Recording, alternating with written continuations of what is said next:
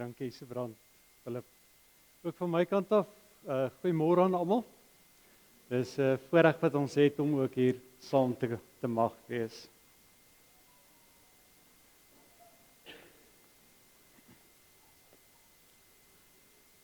Terwille van ons kinders, ons botem, dis 'n woord wat ons nie elke dag gebruik nie.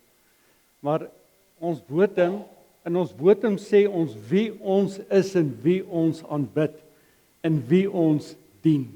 Dit is ons verklaring wat ons vir die wêreld sê. Dit is wie ons is.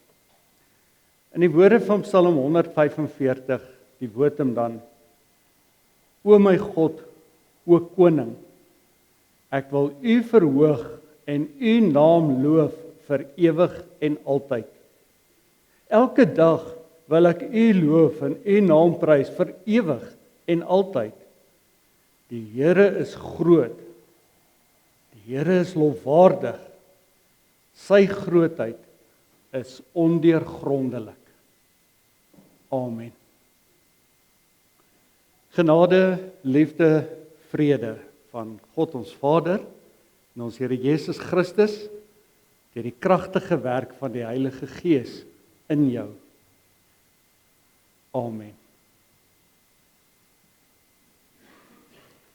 Ons het nou die wotum uit Psalm 145 ook bely, dis wie ons sê ons is, die Here alleen is God.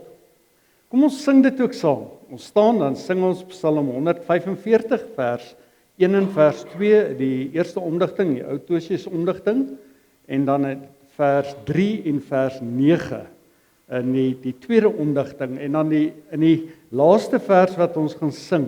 Dink regtig wat daar staan in ons roeping, dat ons die lof van die Here, God se naam, sal uitdra, altyd, oral, keer op keer. Kom ons staan dan sing ons saam, dan kan ons weer sit. Yeah.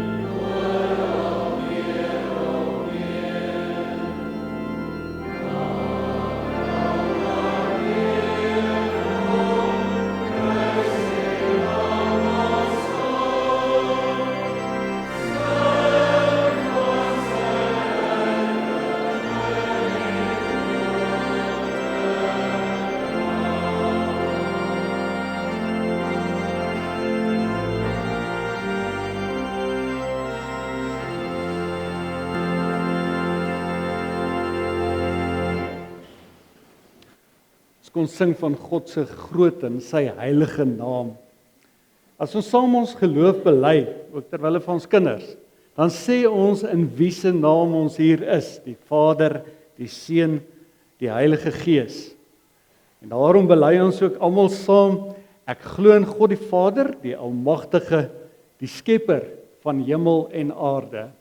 Ek glo in Jesus Christus, die eniggebore Seun, ons Here, wat ontvang is van die Heilige Gees, gebore uit die Maagd Maria, wat gelei het, onder Pontius Pilatus gekruisig is, gesterf het, begrawe is, wat die angste van die hel tot die dood toe ondergaan het.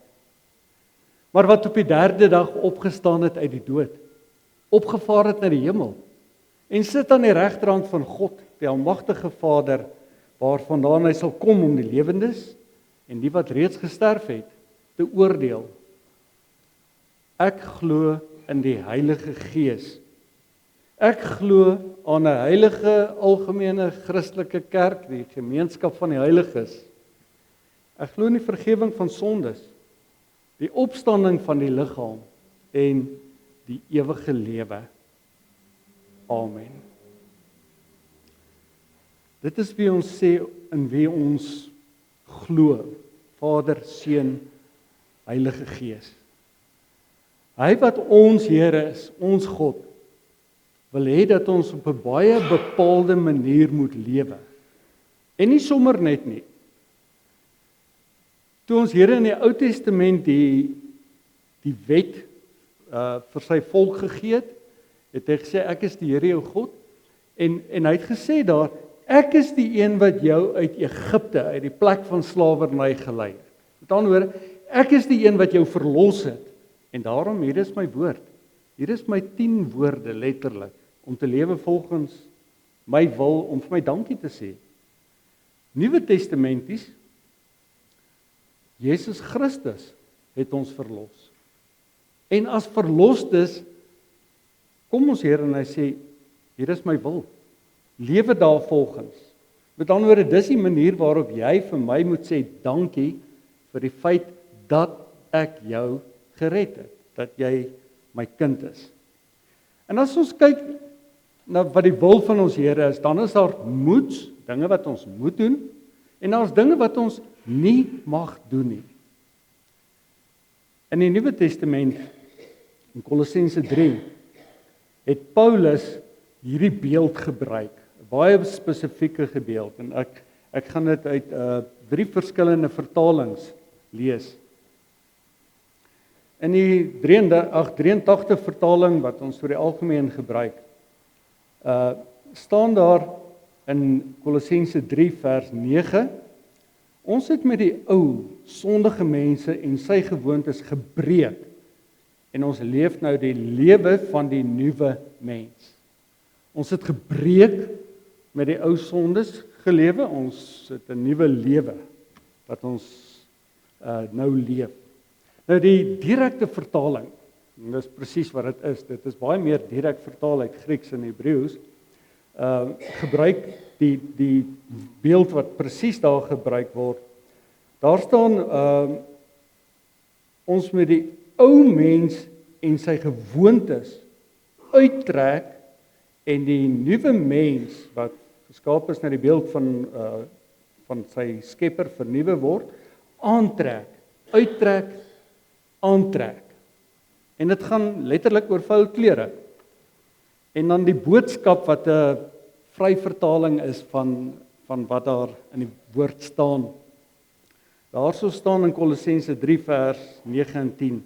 Julle is eintlik soos iemand wat sy ou klere uitgetrek het en nuwe klere aangetrek het.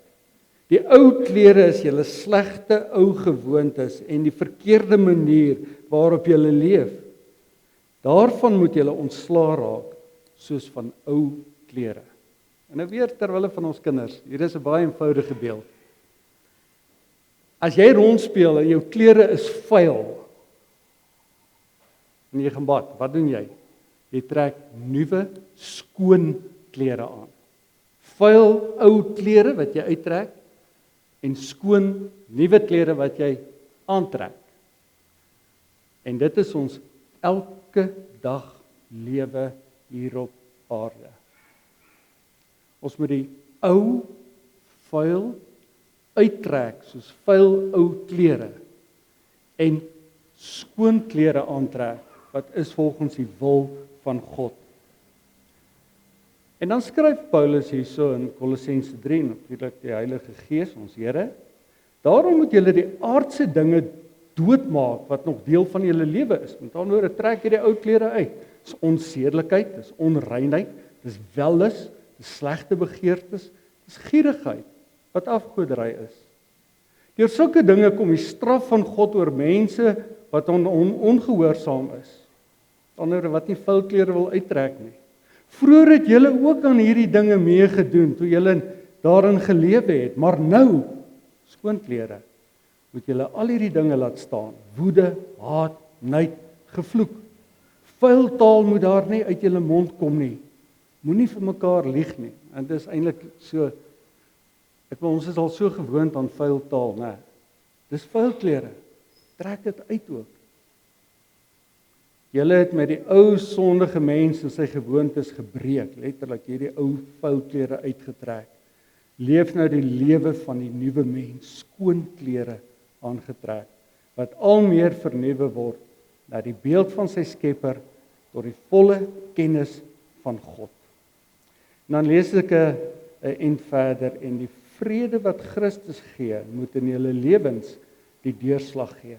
Ons kan dit alleen doen in Christus, deur 'n verhouding met hom te lewe. God het julle immers geroep om as lede van een liggaam in vrede met mekaar te lewe. Wees altyd dankbaar. Die boodskap van Christus moet in sy volle rykdom in julle bly. Leer en onderrig mekaar met alle wysheid. En met dankbaarheid in julle harte moet julle psalms, lofgesange en ander geestelike liedere tot eer van God sing. En wat julle ook al sê of doen, sê en doen dit alles in die naam van die Here Jesus en dank God die Vader deur hom. Daar's dankbaarheidslewe in Christus.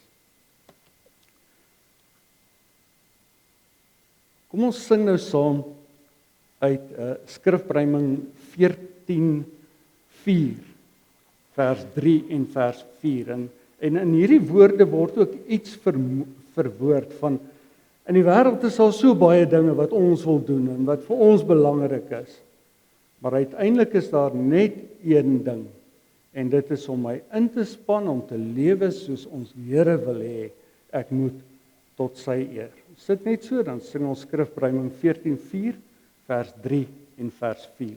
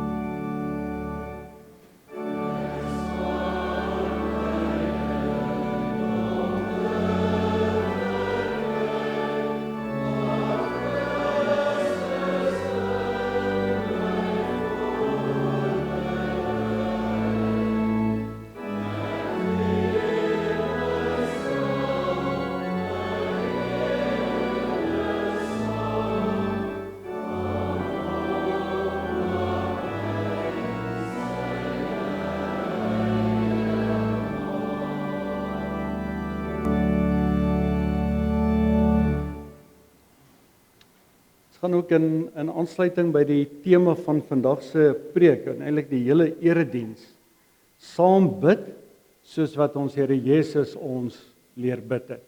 Kom ons bid saam. Se Vader wat in die hemel is, laat u naam geheilig word. Laat u koninkryk kom. Laat u wil geskied. Gee ons vandag ons daaglikse brood. Vergeef ons skulde, soos ons ook ons skuldenaars vergewe. Lei ons nie in die versoeking nie, maar verlos ons van die bose. Want aan u behoort die koninkryk, die krag en die heerlikheid tot in alle ewigheid. Amen. Ons gaan nou geleentheid gee vir ons klein kindertjies om ook uit te gaan vir die kindererediensbegeleiding. En terwyl hulle uitgaan, kan ons so lank opsoek die skriflesing van vandag. Dis uit Dis uit Handelinge 11. Ons lees uit Handelinge 11.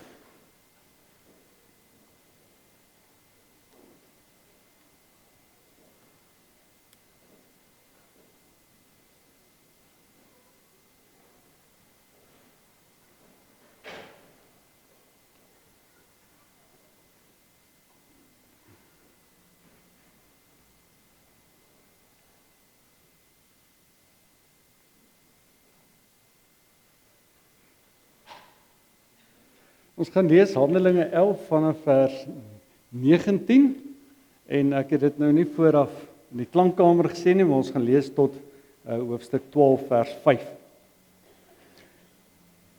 Deur die vervolging wat na Stefanus se dood ontstaan het, is die gelowiges uitmekaar gejaag. Party van hulle het na Fenisië en Siprus en Antiochië toe gegaan. Maar hulle het die woord aan niemand anders as net aan Jode verkondig nie.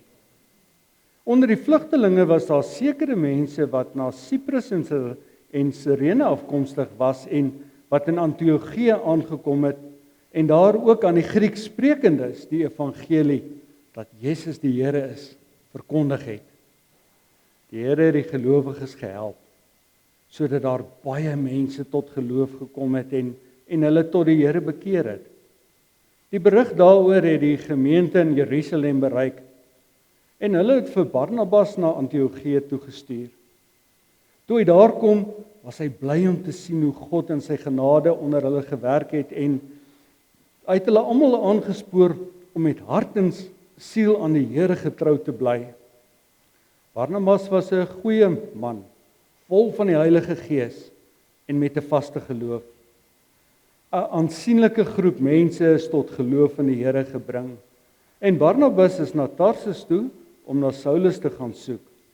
Toe hy hom kry het hy hom na Antiochië toe gebring en hulle twee het 'n hele jaar lank saam in die gemeente gewerk en die baie mense onderrig. In Antiochië is die gelowiges die eerste keer Christene genoem. In die tyd het daar profete van Jerusalem na Antiochië toe gekom. Een van hulle met die naam Agabus is deur die Gees gelei om te voorspel dat 'n groot hongersnood die hele wêreld sou tref. Dit het dan ook in die tyd van keiser Claudius gebeur. Die gelowiges het toe besluit dat elkeen na sy vermoë sou bydra om 'n hulpfonds wat vir hulle medegelowiges wat in Judea woon gestuur sou word. Hulle het dit gedoen en die geld met Barnabas en Saulus na die ouderlinge in Jerusalem gestuur. In die tyd het koning Herodes party van die gemeentelede laat vang en hulle mishandel. Hulle het vir Jakobus, die broer van Johannes, met die swaard laat doodmaak. Toe Herodes sien dat dit by die Jode byval vind, het hy nog verder gegaan en ook vir Petrus gevange laat neem. Dit het tydens die fees van die ongesuurde brood gebeur. Nadat Herodes vir Petrus laat vang het, het hy hom in die tronk gesit en hom deur 4 afdelings van 4 soldate elk laat bewaak. Herodes wou hom na die Paasfees vir die volk bring. So is hy dan in die tronk bewaak. Maar die gemeente het aanhoudend vir hom tot God gebid. Lees dit so ver. Môre, oor 'n maand, 29 Mei, is verkiesingsdag. En 'n mens voel dit aan. Ek bedoel die spanning bou op. Nou volgens die verkiesingskommissie gaan daar 3 stembriewe wees hierdie keer. En op elkeen van daardie stembriewe 'n klomp name waaruit jy vir een moet kies. Die eerste een is dan nasionaal en daar's 52 name waaruit jy een moet kies. Die tweede een is 'n streekstembrief klink dit my en daar's tussen 30 en 44 name wat daarop gaan wees. Dit is nog nie presies vasgestel nie en dan die derde een is provinsiaal. En dit is tussen 24 en 45 name. In kort, daar gaan oor die 100 name op hierdie stembriewe wees waarvan jy dan uiteindelik moet vir 3 name moet stem. Nou wat sê elkeen van hierdie 100 name? Nee, elkeen van daai name sê wie daardie persoon is of eintlik dan elkeen van daardie name verteenwoordig iemand groter as net daardie naam self. Aan watter party hy behoort, waarvoor hy of sy dan nou staan. Dis dan nou die stembrief name. Eintlik is maar dieselfde met ons eie naam ook. Wil jou eie naam sê wie jy is, dis jou identifikasie, jou besondere identifikasie teenoor die persoon langs jou of ander rondom jou.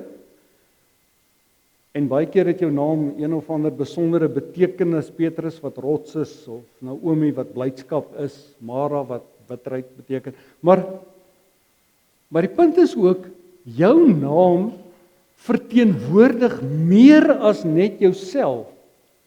Dit sê van watter familie jy is. Ek is van hierdie lyn van die Van der Skywe. Herman is van daardie lyn van die Van der Skywe. So dit sê meer as net die individu. En uiteindelik, daar is maar een enkele naam, die Here God. Jesaja 42 vers 8 sê, daar sê ons Here, ek is die Here, dit is my naam. Dan word die Here self sê, my naam is Here. In Hebreëus dan Jahwe, wat ons vertaal dan ook kan vertaal met Jehovah. Dis die naam wat in die Bybel omtrent 7000 keer gebruik word. Dit is my naam. Ek is die Here. Ons het saam gebid, ons Here Jesus het ons dit leer. Hierdie naam moet bo alles geheilig word. Dis die hoogste, die grootste, die kosbaarste naam wat daar ooit was en is en sal wees. Laat u naam, Here, geheilig word. Psalm 29 vers 2 sê, gee aan die Here die eer van sy naam. Gee aan die Here die eer van sy naam. En daarin is, in die naam van die Here, word gesê wie hy is. Die naam van God is God self. Dis hy in sy wese.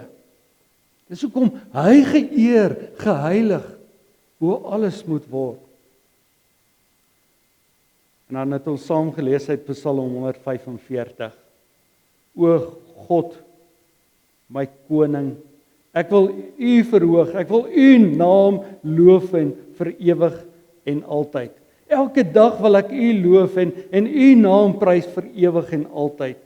U Here is groot, u is lofwaardig. U grootheid is ondeurgrondelik. God se naam is God self. En hy's onbeskryflik groot. Saam met hierdie enkele naam, ek is die Here, is daar honderde ander name van ons Here. Of eintlik kan ons sê dit is titels van ons Here. Byvoorbeeld, hy is ons herder, ons banier, hy is die hen, ons die kykens, al daardie dinge, Jahwe en Elohim. Maar elkeen van daardie name sê iets van wie hy is. In elkeen van daardie name is dit hy self wat hom aan ons bekend maak, meer en meer, genoeg dat ons genoeg van hom kan ken, maar in hom kan glo. Sy naam, maar uiteindelik ons God, Vader, Seun, Heilige Gees. Hy's onbegryplik groot. Al hierdie name saam kan nie beskryf hoe groot hy is nie, in wese nie.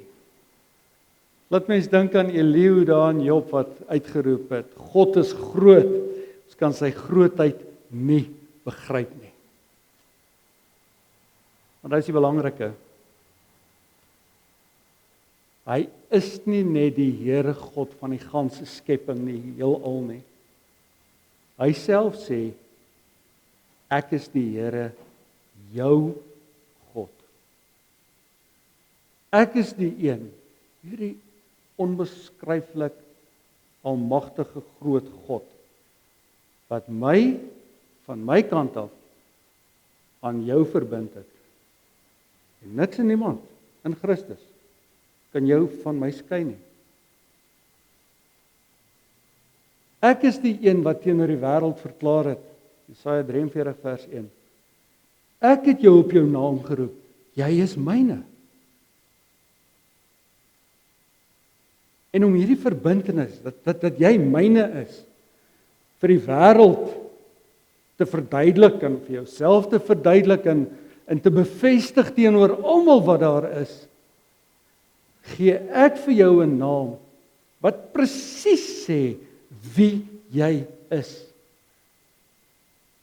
Christen. Christen.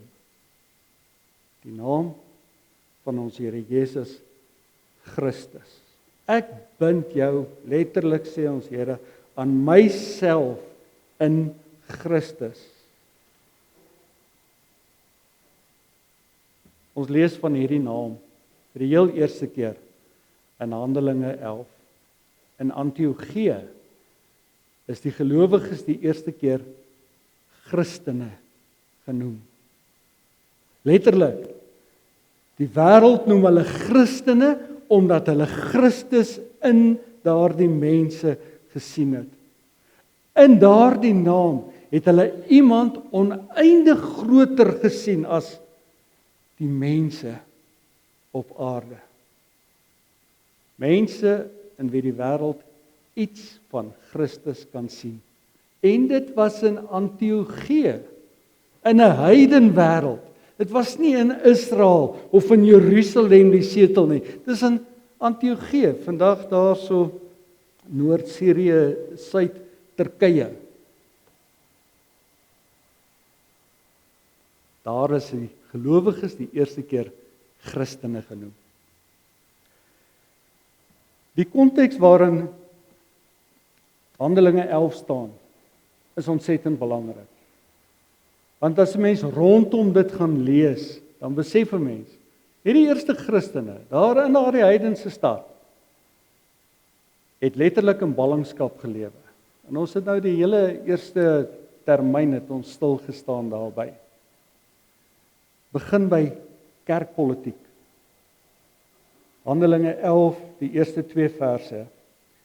Die apostels en die ander gelowiges in Judea, met ander woorde daar in Jerusalem, het gehoor dat mense wat nie Jode is nie, ook die woord van God aangeneem het. Die apostels.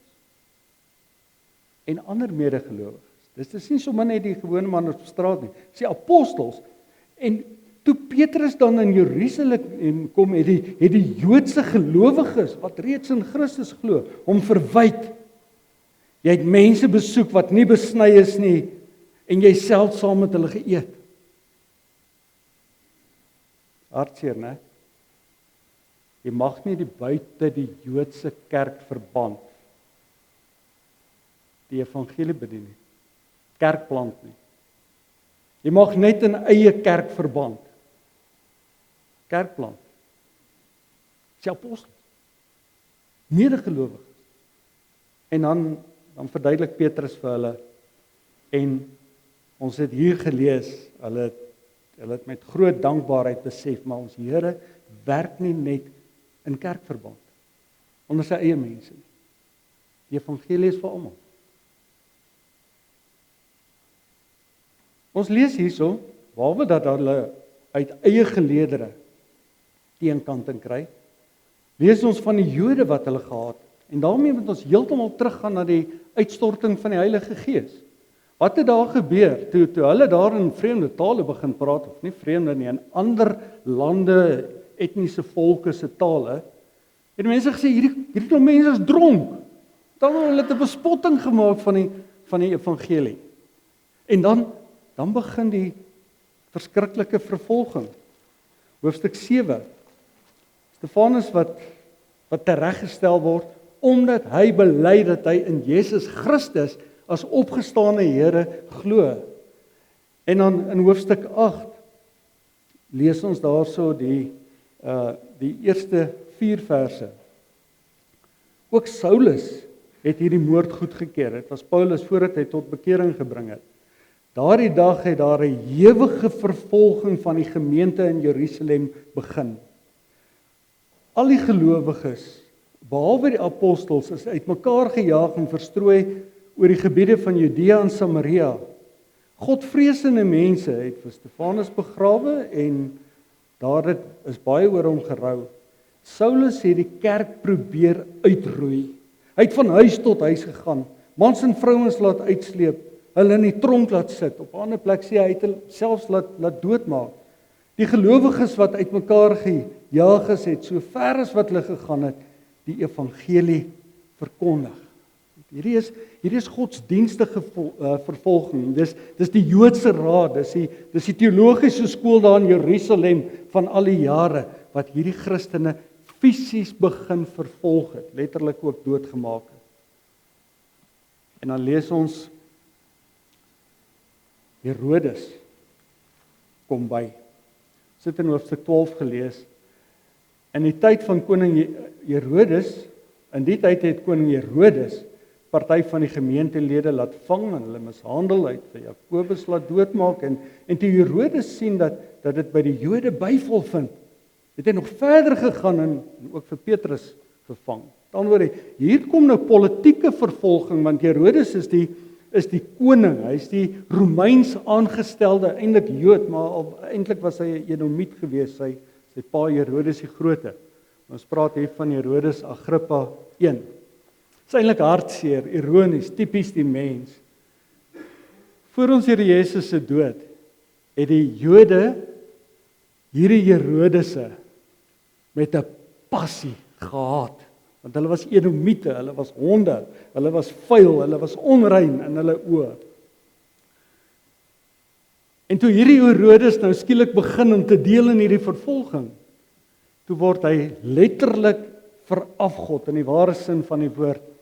Aan die einde van hoofstuk 12 lees ons hierdie mense, dit was nou daarso in Tyrus en Sidon, net bokant Galilea, het uitgeroep, dis 'n God wat praat, nie 'n mens nie, toe Herodes hulle toespreek.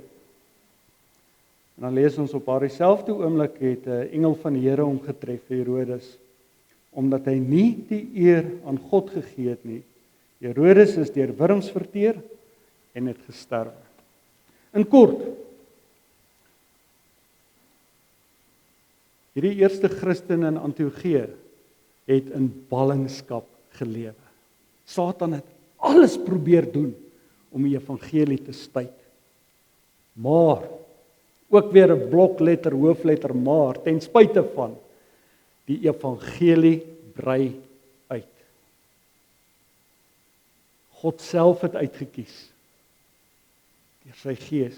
God self het geroep, God self het toegerus, God self het uitgestuur. En hulle wat hy so uitgekies en geroep en toegerus en gestuur het, gee die naam Christene. In Antiochië is die gelowiges die eerste keer Christene genoem. En nie kerkpolitiek nie agterdog, nie verdagmakery, nie openlike teenstand, nie vervolging, selfs nie die dood nie. Niks wat Satan kon doen, kon die uitbrei van die evangelie stuit nie. Die evangelie moes eenvoudig uit. Daar in die buiteland In Antiochië, daar is die evangelie geplant, die blye boodskap van Jesus Christus. Daarso het dit begin groei. Vandaar het dit uitgebrei, het vrug gedra. Dit versprei oor die hele wêreld. Jerusalem, Judea, Samaria tot in die uithoeke van die wêreld. Oral oor is kerke geplant, in stad na stad, in provinsie na provinsie, letterlik in land na land, in volk. Die evangelie is uit. En ons Here het instrumente gebruik wat hy Christene gemaak het. Christene.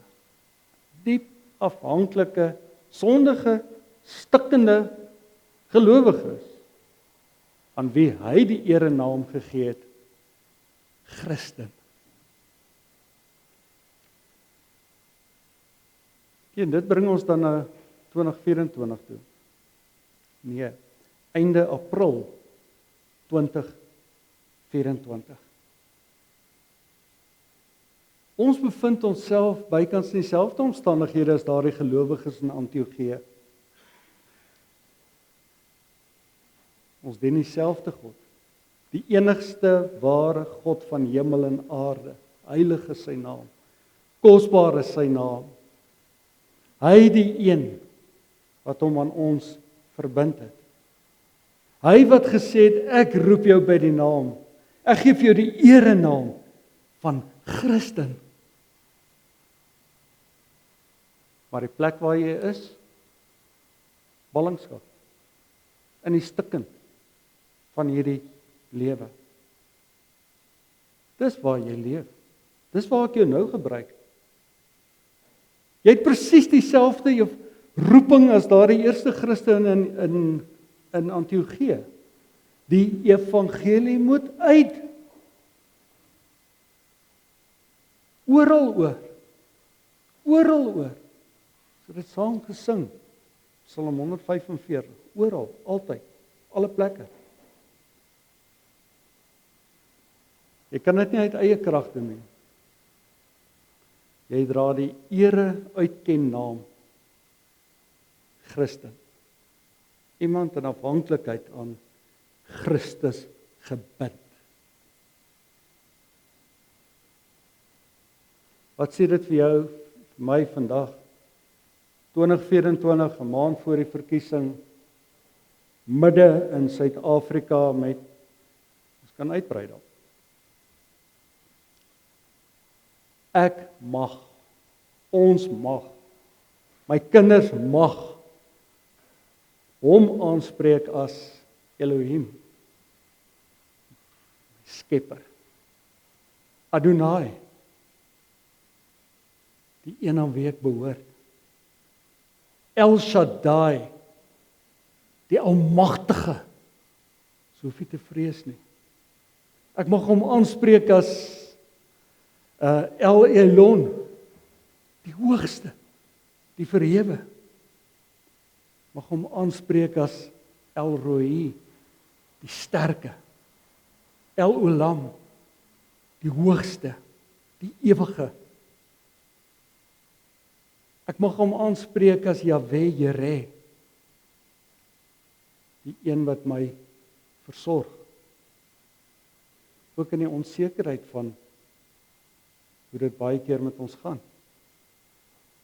Mag hom aanspreek as Jahwe Nisi. Hy is my banier. Dis nie 'n politieke mag of krag nie, ek hou aan hom vas. Al is hy Here en al gebruik hy ook die politiek in sy mag. Mag hom aanspreek as Jahwe Roi. Die Here is my herder. Mag hom aanspreek as Jahwe Rope. Die Here is my geneesheer.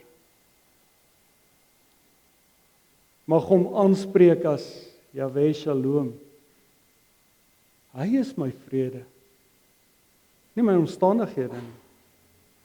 Mag hom aanspreek as Jahwe Shammah. Hy is hier, altyd. Ek is nie alleen nie. Ek mag hom aanspreek as Jahwe Tsidkenu, die regverdige. Hy wat oordeel oor alles en almal, wat regverdig oordeel. Ook as ons dink aan die stukkend van ons politiek en korrupsie en alles. Ek kan hom aanspreek vir wie hy is.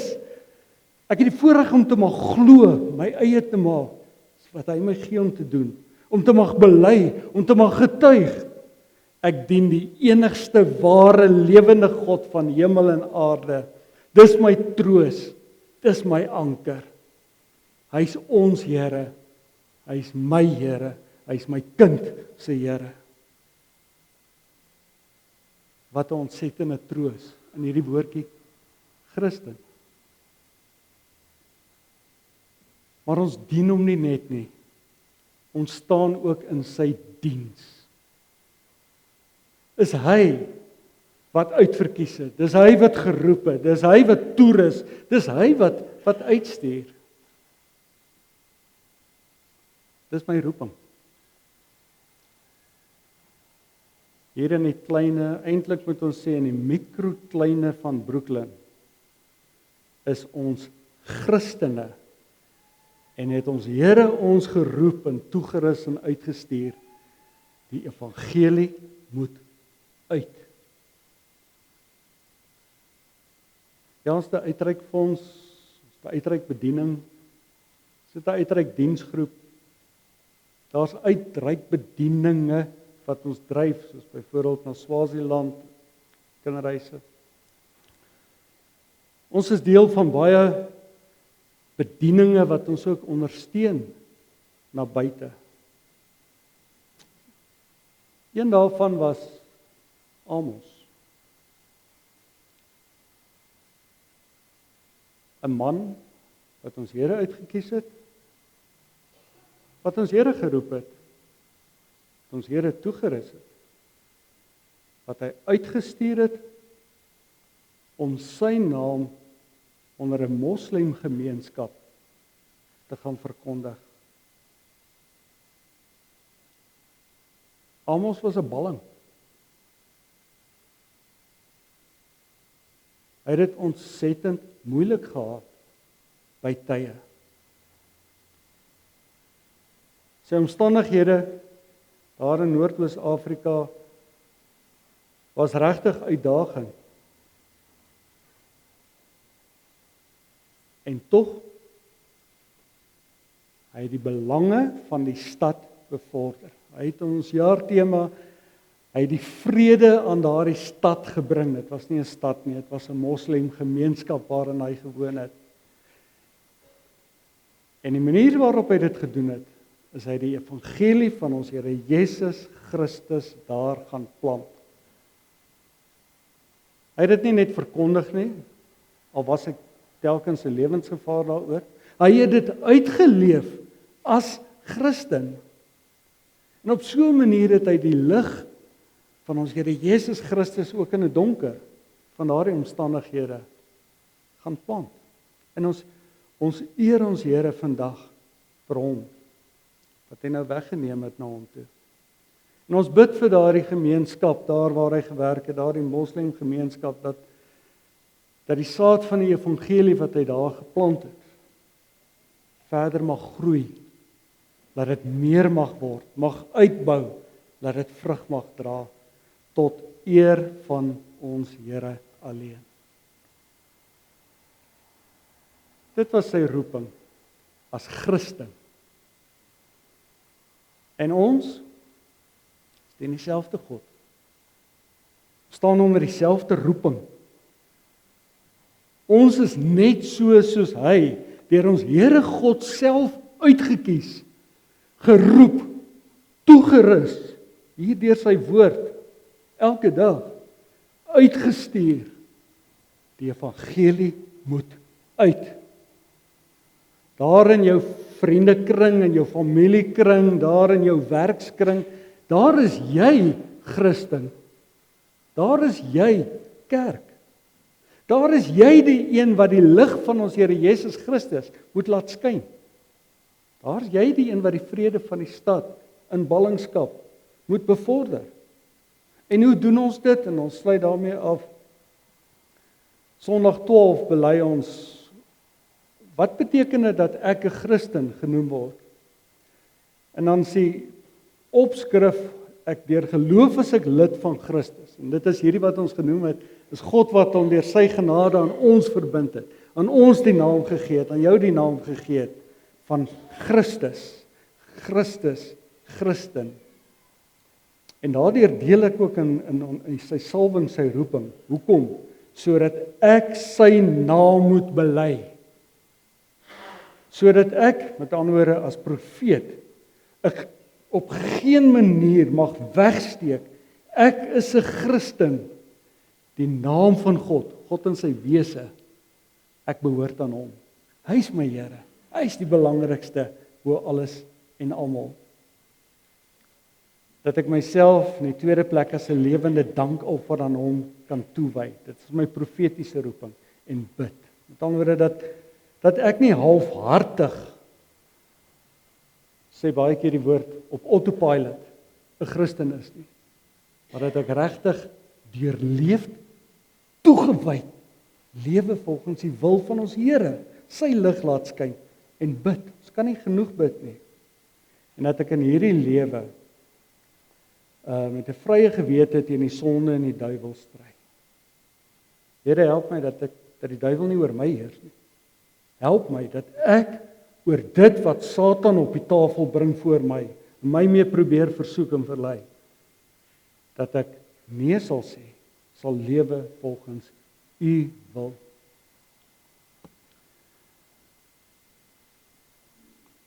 Ons het baie kinders in hierdie gemeente. En ons is bevoorreg, maar ook 'n geweldige verantwoordelikheid. Jy, ek as ouer, as grootouer, oupa, ouma, oupa grootjie, ouma grootjie, ons het die roeping om as Christen die voorbeeld te stel vir ons kinders.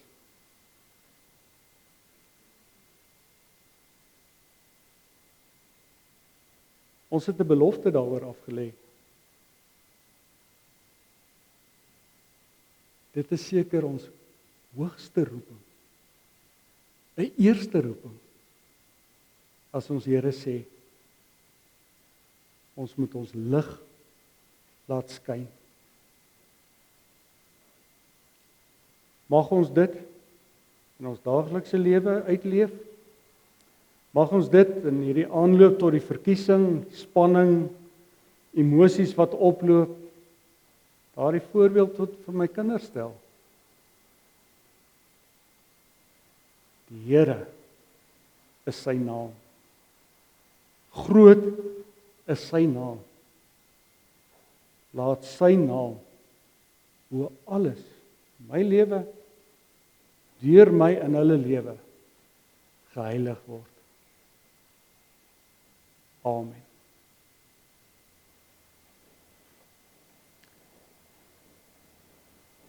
Ons gaan nou die eerste vers van Skrifruiming 10:1, die inleiding tot die gebed, saam sing, waarin ons dan ook bid, Here, laat u naam geheilig word, en daarna sal ek vir ons voorgaan in gebed.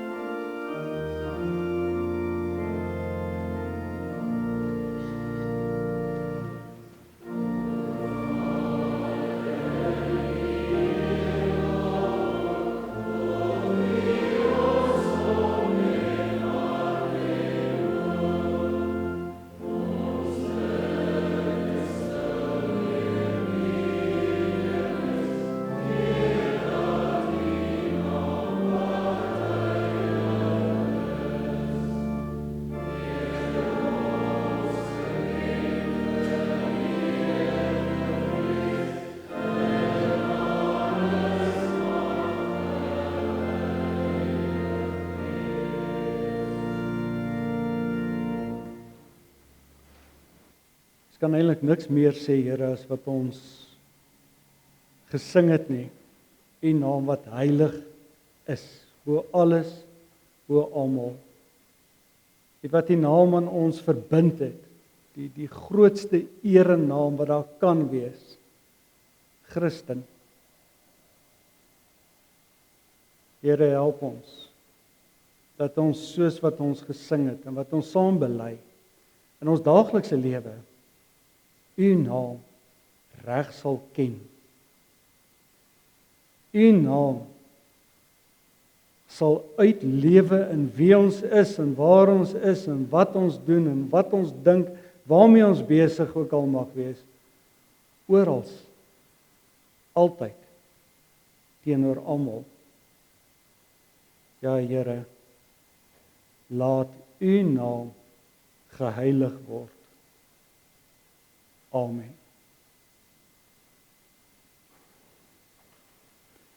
Ons gaan nou geleentheid gee dan vir die liefdegawe.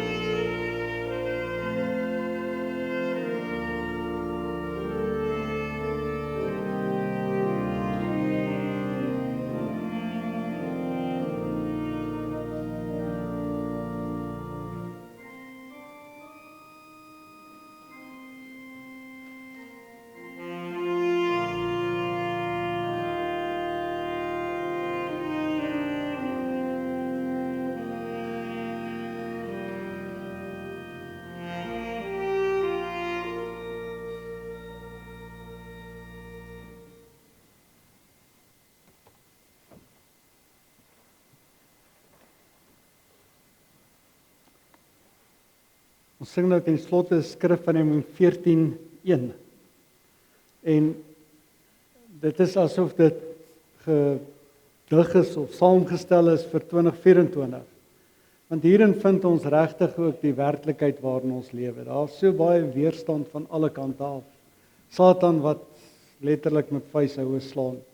En dan die gebed, help my Here dat ek as Christen sterk kan wees in hierdie omstandighede. Help my om met krag te te lewe soos U wil tot U eer. En dan eindig dit ook diep afhanklik met die gebed: O God, staan met U Gees my by, sodat U liefde ook in my kan bly. Ons staan dan sing ons skrifruiming 14:1 al drie die verse.